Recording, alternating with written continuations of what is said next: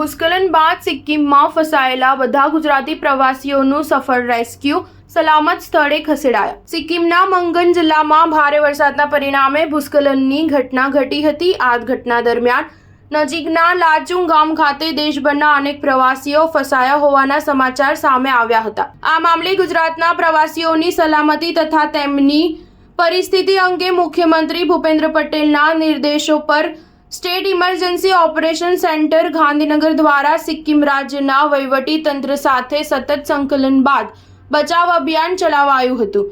સિક્કિમના વહીવટી તંત્ર તરફથી પ્રાપ્ત થયેલી માહિતી અનુસાર ગુજરાતના આશરે 30થી વધુ પ્રવાસીઓ લાચુંગ ગામ ખાતે અલગ અલગ હોટલમાં રોકાયેલા હોવાથી ત્યાં ફસાયેલા હતા.